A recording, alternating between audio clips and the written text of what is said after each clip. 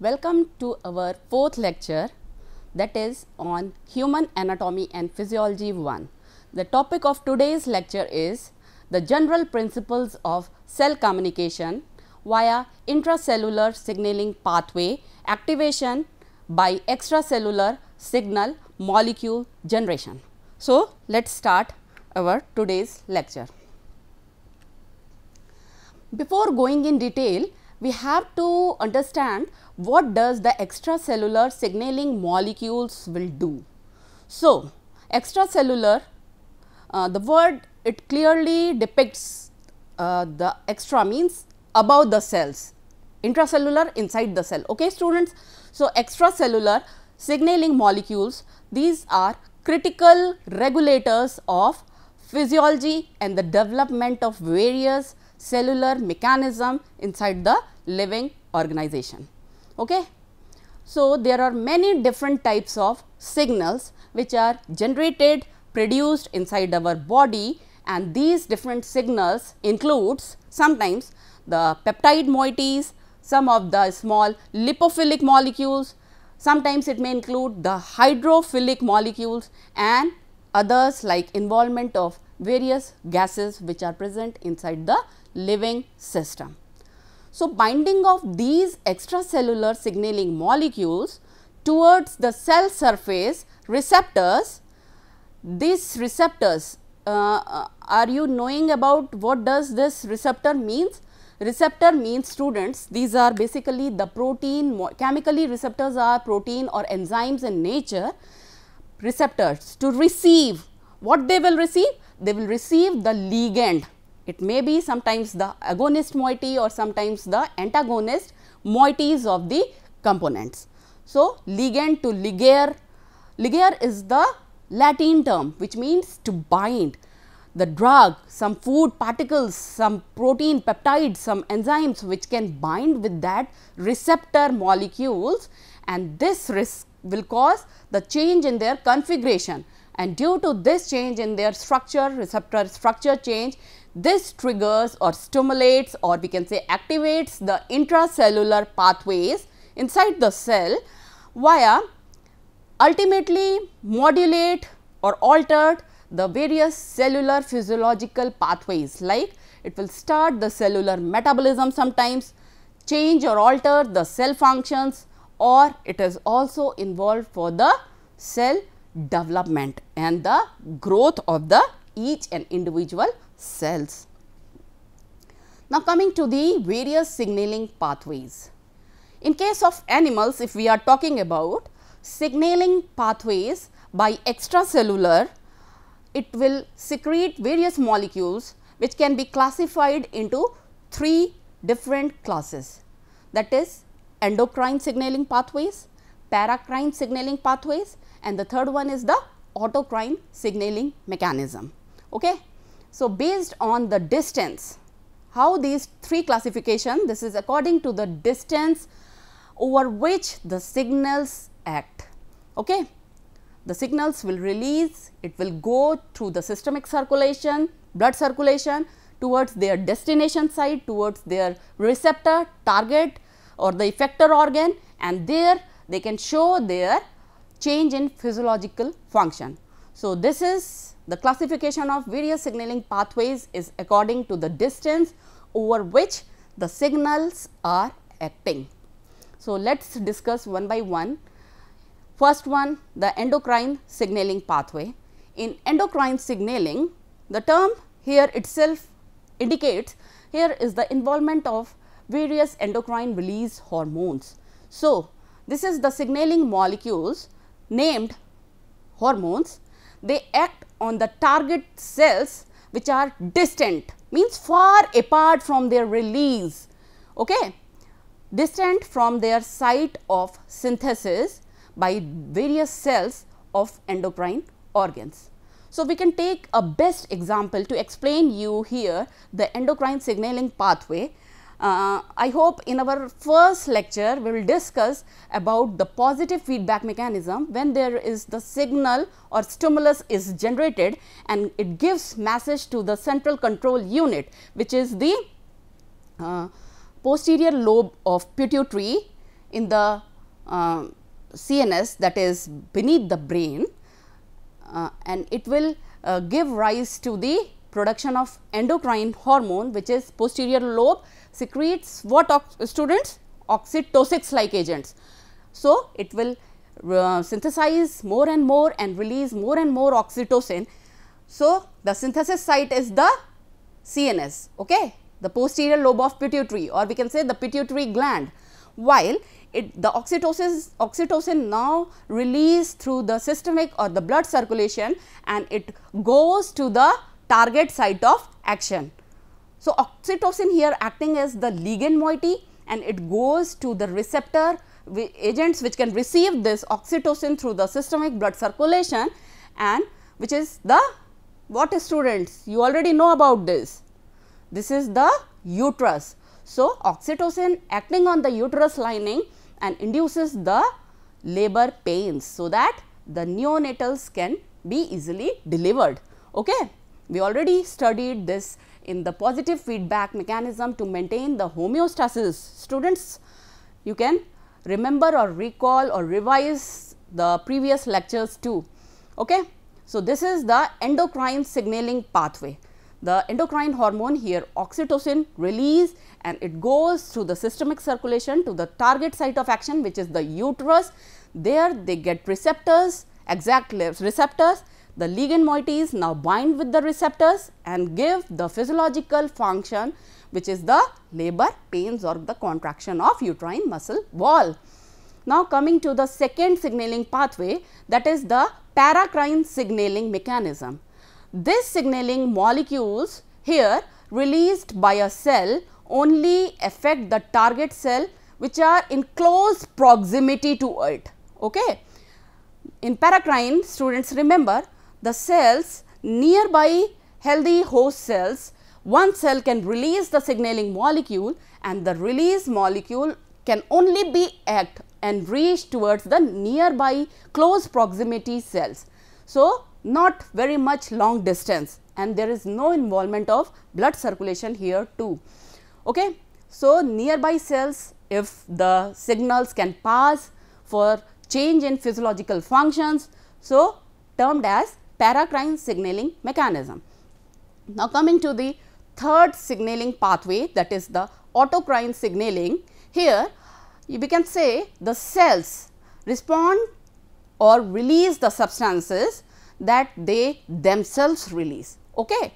So, as the name itself states that auto means self, autocrine, the single cell can release, synthesize and release the endogenous release mediator, and these mediators which is acting as stimulus will act sometimes the cell surface receptor of the own cell which releases this, or sometimes the receptors which are located in intracellularly, and this is termed as autocrine signaling mechanism. The example here we can say or quote an example of interleukins. So, this is the cytokines students produced by the blood cells, mainly by the monocytes, and the monocyte, the single cell, generates, synthesize and produce the interleukin moieties, and this is the interleukin. You will heard this terminology about in relation with the inflammatory mediators when you read the inflammation processes, and it is required for the healthy immune system maintenance. So, we can say the monocytes itself synthesize and release the interleukins, and this released interleukin will act to the monocytes, the own cells only. So, this is the autocrine signaling pathway. Now, a combination of small and large intracellular signaling molecules relay the signal and carried out the required physiological change to the cells, to the organs, to the organ systems, organization level.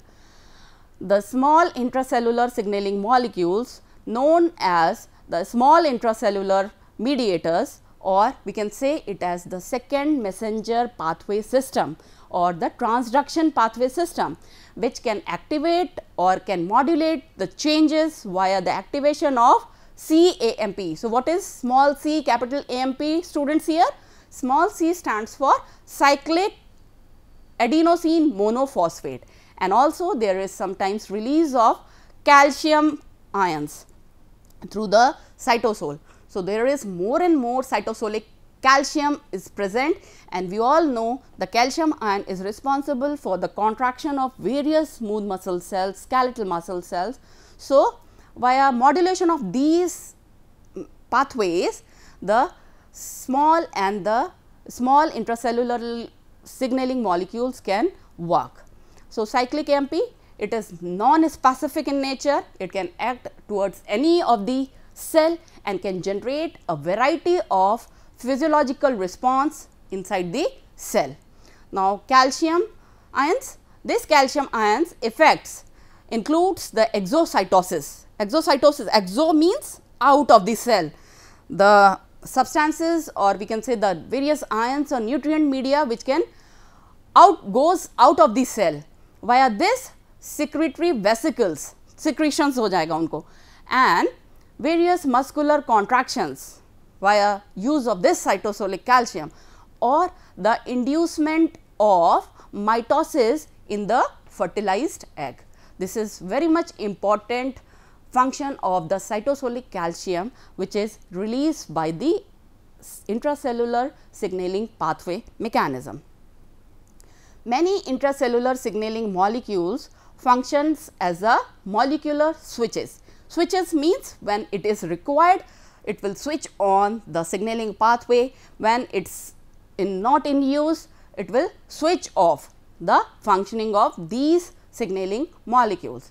Like we can discuss in detail, one is the G protein. G stands here for guanosine. G protein is activating or stimulating its response by GTPase switch protein moiety. So, GTPase students, guanosine triphosphatase. Ase suffix means if the ase, it will denotes the enzyme or the protein. The chemical nature of the moiety is enzymes in nature. So, it switch on the protein. So, what it will do? It will start the signal production, and this signal results in the release of GTP to GDP, guanosine diphosphate, and after the binding of the abundant GTP protein present intracellularly, it will bind with the guanosine triphosphate moieties. After a short period of time, we can say the acute duration, short duration of time, this GTP, abundant GTP moiety gets hydrolyzed with the presence of water and other fluids. It can break down, the guanosine triphosphate get hydrolyzed and come back to their off state. Okay. So, this way the G protein, or we can say the G protein couple receptor moieties will function. Now, coming to the second pathway, that is protein kinase. Here you will see in the word also, it is denoted as capital PKase. ASE in small denotes, the A suffix denotes students the enzyme. The basic chemical nature of this protein kinase moiety is enzymatic in nature. So, they add phosphate group to get activated. Phosphorylation is must necessary to get it activation to themselves, and also by some involvement of other proteins at either serine or threonine or at the tyrosine residue moieties. So, you will see these are examples of various amino acids. So, from these three, serine and tyrosine are students non-essential amino acids, while threonine is considered to be as the essential amino acids. Essential means it will come, or we can take it from the diet, while non-essential it is synthesized in the body only. Their activity can be regulated by the second messenger pathway system that we will just discuss, that is through the GPCR or via IP3 phosphokinase, phospholipase C moieties, or by the production of adenylyl cyclase pathway. This will induce or generate the IP3 DAG mechanism to get change in the physiological phenomena. their activity can be regulated by the release and generation of second messenger pathway system, and these release second messengers get interacted with other proteins, or it can itself phosphorylated. Okay. So, come at this diagram, students. In the left hand side you will see the blue one is the GDP, guanosine diphosphate moiety, and the red is the guanosine triphosphate moiety. When the GDP gets bind with the RAS system, it is the nucleoside protein binding system. The GDP gets closely bind.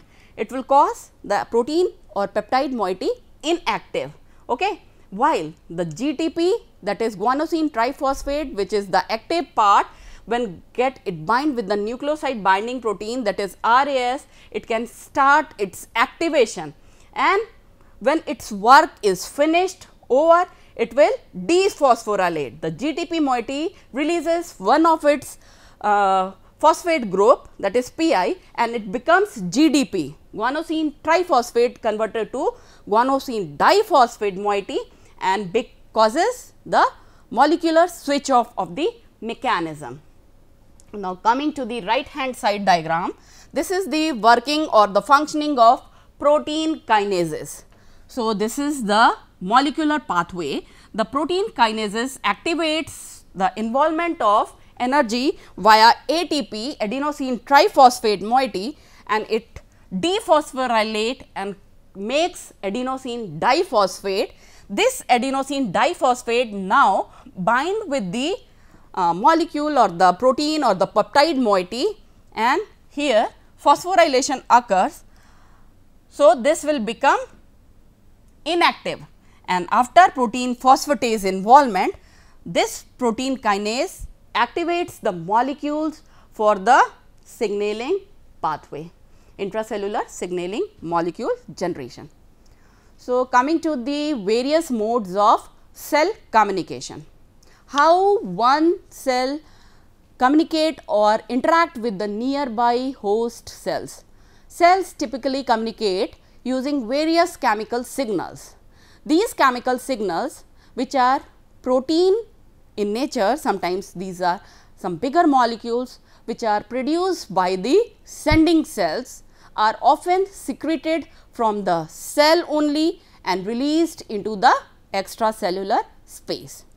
So, in the extracellular space, these signaling molecules, sometimes these are peptides or sometimes ions, they can float like some messages which are floating inside the bottle over to the neighboring cell.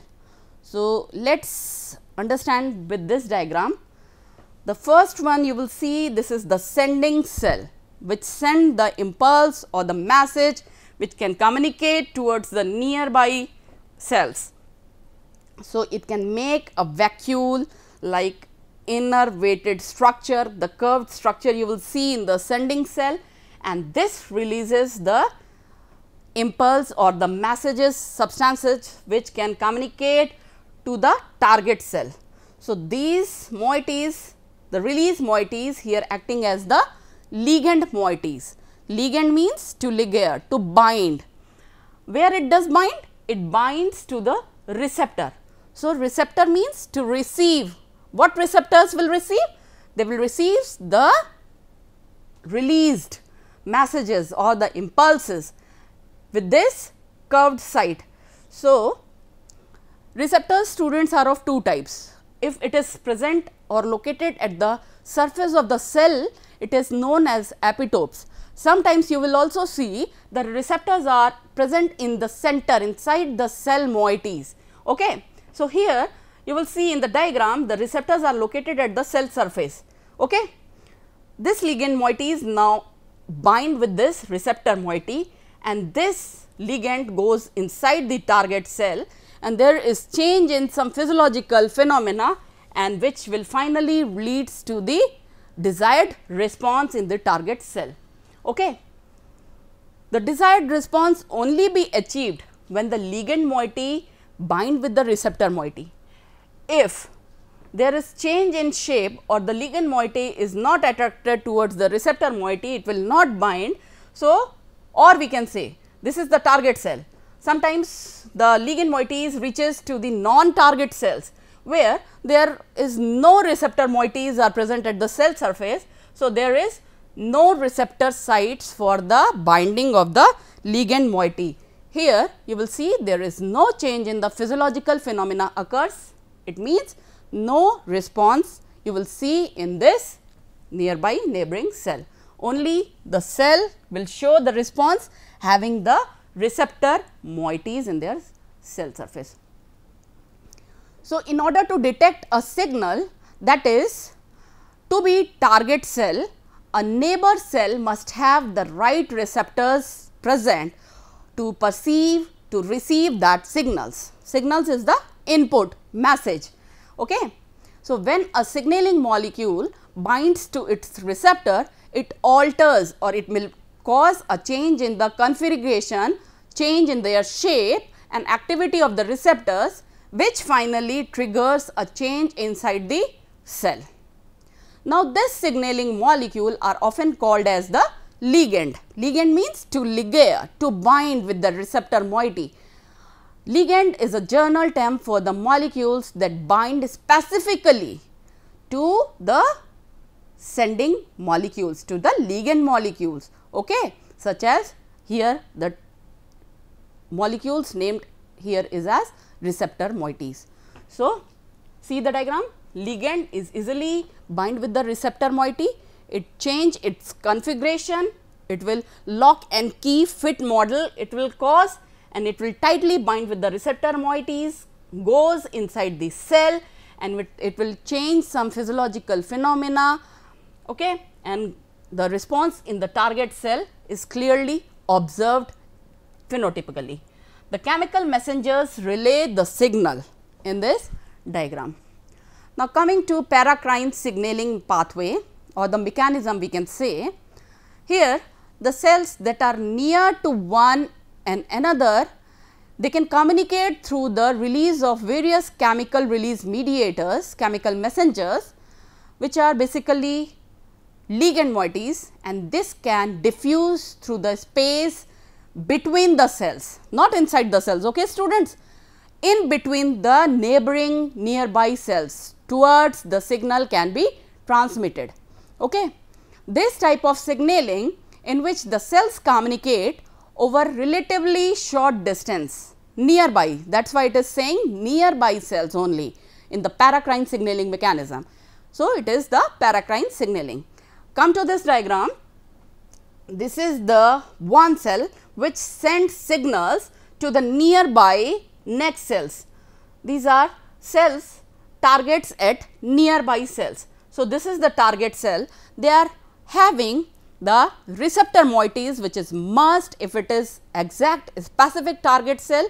So, there is receptor moieties which bind with this signaling molecules and show the response change in their physiological phenomena. Now, coming to the autocrine signaling pathway, in autocrine signaling the cell signals to itself, auto means self signaling, and it releases a ligand that binds to the receptors, and these receptors are located on its own cell surface. So, termed as epitopes, or sometimes the receptors are located inside the cell moieties, or depending on the type of different signals, different type of receptors bind with these ligand moieties which is present inside the cell. This may seems like an odd thing for a specific individual cells to do, but autocrine signaling plays a very important role in many processes. So, see the diagram students, this is the autocrine signaling pathway, the cell targets itself only, that is autocrine. Okay. So, it releases the signaling molecule students, the red circle one, and this signaling release molecule again hit and target its own cell, okay, receptor, and show the change in the response. Now, coming to the third one, that is the endocrine signaling, this required when the cells need to transmit its signals, that is the input information, through a long distance. Okay, students, just opposite to that of paracrine. Paracrine nearby cells. Okay, auto means just its own cell, while in case of endocrine signaling, the signal can be transmitted via a long distance through the. So, here there is an involvement of systemic circulation, or we can say the blood circulation. They often use the circulatory system as a distribution network for the messages to be sent. In the long distance endocrine signaling pathway, the signals are produced by the specialized cell, and these signals can be released through the bloodstream, and this blood can carries them to the target site of action, or we can say the destination site, in the which are located at the distant part of our body. Signals that are produced in one part of the body and travel through the blood circulation to reach far away targets are known as hormones here. So, this signaling mechanism is termed as endocrine signaling pathway. Okay, students.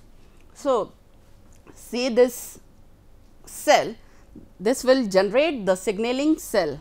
This cell is considered as signaling cells because it will generate and send the signals through the systemic or the circulatory pathway, blood circulation ke through, and this is the target cell, which is sometimes apart, located apart, farthest from the signaling cell. Okay, and through the blood circulation, the signaling impulse can hit the target cell, and there it will produce the required response. Now, coming to the signaling through cell-cell contact, it will consider the gap junction in animals, and if we are talking about the plant cell, the term here is plasmodesmata.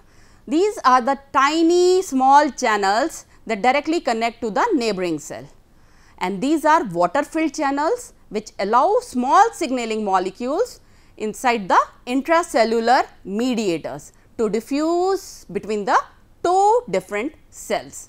Small molecules like calcium are able to move between the cells, but some of the large molecules like proteins, peptides and DNA, these are complex moieties, they cannot fit through the channels, this water channel, without the spatial assistance. They need some help, some carrier proteins, or sometimes they need ATP for energy of transfer of one cell to the another cell.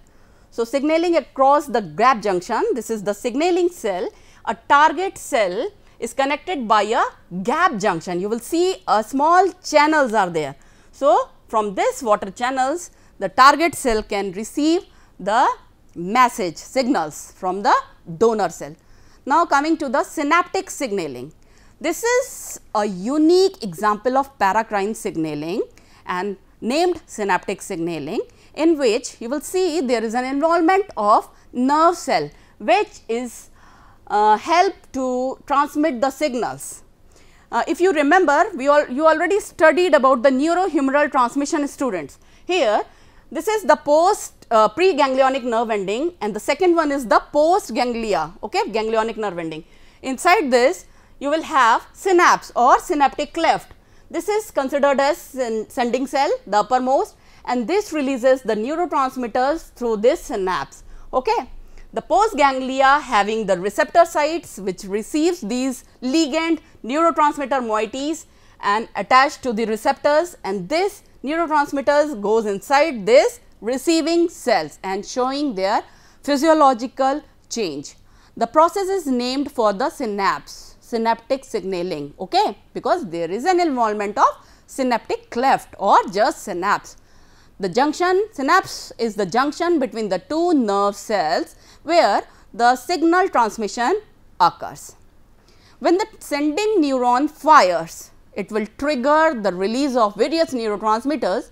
An electrical impulse generates, and this electrical impulse moved rapidly through the cells and travelling down the long fiber like extension which is known as axons. Okay. So, when the impulse reaches the synapse, synaptic cleft, it triggers the release of ligands. which is known as various neurotransmitters, which quickly cross the signal gap, small gap between the nerve cells. When the neurotransmitters arrives the receiving cell, they bind to the receptors and causes a chemical change inside the cell, which is often sometimes opening and closing of various ion channels and changing the electrical potential across the cell membrane.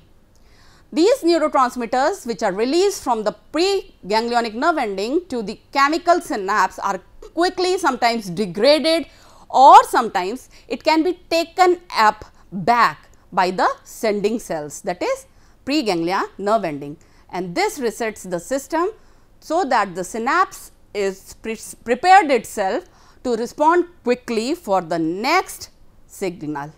So, this is all about today's lecture. See you in our next lecture. Till then, bye bye.